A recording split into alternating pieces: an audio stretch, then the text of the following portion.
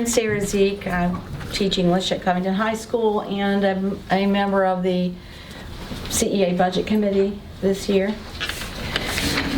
And I just want to address a few things concerning our budget. In January, we met as a district with Mr. Seibold, Mr. Tucker, and Mr. Ehret to discuss consolidation over at Jeter Watson as one of our work days. During that meeting, Mr. Seibold stated that the city projected flat revenues for the next 6 years, which means level funding or less for the school system. What we heard in that comment is that the city can afford us for 6 more years because that is as far into the future as they have projected their budget. Part of the revenue problem, as we understand it, is the amount the city is getting from taxing the biomass boiler is decreasing by a 6-figure amount each year. And Mr. Seibold's statement predicts that the decreased revenue will affect the city's ability to fully fund the school within 6 years. Mr. Tucker's comment that day was simply, if it ain't broke, don't fix it. In relation to consolidation, which is clear support for our school system to remain independent, even though he acknowledges that revenues are down. While those comments conflict to some degree, we acknowledge that the city's budget is tight and there will be limits on our funding this year and into the future. What we did not hear was a solution to what is a community problem, not a school problem. The lack of jobs in the area results in a declining population, a shrinking tax base, and ultimately less school funding. We are here tonight to ask you to embrace radical thinking for the upcoming budget and make it your priority to save our schools. In truth, we are depending on support from you as a board for these goals.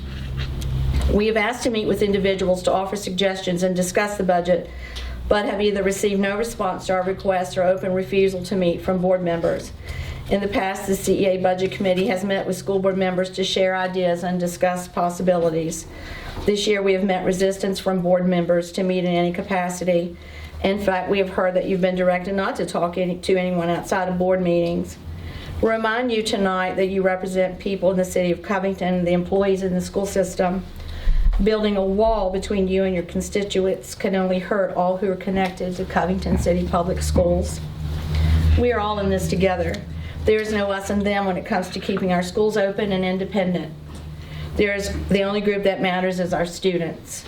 So we're asking you to work as a group with your employees to find realistic answers to the question, how do we keep our school system moving forward? We don't see Mr. Seibold's statement regarding the city's 6-year projection as negative. It is not a sign of death for Covington City Schools. Instead, we see those 6 years as a means of motivating all involved to make the school system a more efficient operation. 6 years means we have 72 months to find more creative ways to run our system, to attract industry to our area, and to initiate ways to build a better future for our kids. 6 years gives us a goal and a reason to reconfigure how we approach everything. We feel that as a system, we cannot just look at last year's budget and add or take away from line items in hopes of finding a figure that the city can fund. That way of creating a budget will no longer work. The school system needs complete transparency with the city so that everyone is clear about where and why money is needed and spent. With that, there will be no question of padding the budget, and more trust will be earned among city officials and school employees. Many employees have ideas about how to be more efficient, but they are not being asked or allowed to speak to share those ideas. It's time to tap into the professional workforce you have at your disposal to find solutions to our problems. You don't have to do it alone. It's time to ask people what they are willing to do to keep our doors open. The answers may surprise you. Some ideas we've already collected are bulleted there. Maybe evaluating SOQ positions first and be realistic about how to meet the needs in the system beyond those SOQ positions. Resolving the concern about the high school's boiler with more energy efficient heating, such as installing solar power as Bath County did, and making better use of the newer AC units. Would it be less expensive to install those in rooms that are currently dependent on the boiler? Because right now, for example, in my classroom on the 3rd floor, that's on in the morning and the boiler's running. That's really hot. And so I turn off the unit on the wall because the boiler's on. I can't control that. And either open the window or sometimes in the afternoon I have to turn on the air conditioning.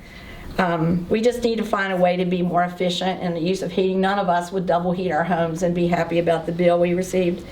And I know that that's been a long-term thing, but we're just throwing out ideas. People have made suggestions. The leasing of buses was a good attempt to think creatively and meet needs. Is that working? Does it save money? Has it been a benefit? Could we lease other vehicles that we need to replace, like the vans? Would that help us with a savings? And should have had another bullet on the last question. Can we provide our own retirement incentives? I know everyone loves it when the English teacher makes mistakes, so there you go. You got one. Any questions? Rebecca, do you recall off the top of your head about the savings for Melinda in regards to the buses, the leased buses, gasoline versus diesel, where we're... I don't think we're saving any cost in gasoline due to the purchase of buses. I think we're saving cost in gasoline because the price of gas is down. I think certainly leasing buses will save us money in the long term. We'll realize that savings over time, absolutely. And I think it's working in that, I think we're very happy with our buses. And we can also look at leasing other vehicles if that's something that the school board feels we do. And in the past, I think with some of the other vehicles that we use, we looked for some quality used vehicles with money that we had, additional or we had saved in other areas. We're trying to still be creative with everything, and we've heard, we've taken everything into consideration from previous years and this year, and we're going to continue to be creative in that respect. And can I say something first? Tomorrow I am meeting with Ms. Oneidas to discuss the city's proposed budget process. I had a meeting scheduled back in January. She became ill. We didn't reschedule because her schedule was busy, so tomorrow I will be meeting with the city manager to just discuss budget process. So I hope we come to some good understanding about what they're thinking from a different perspective. She brings some different ideas from a larger metropolitan area, but hopefully she's got some thoughts that might help our budget process in the near future. And as we continue to have work sessions and plan too, we'll take all these ideas into consideration, and we'll probably have more opportunities for you guys to come and join us and discuss and talk about specific line items. If you have specific knowledge in regards to that area, is really good for us to know. So we would welcome that.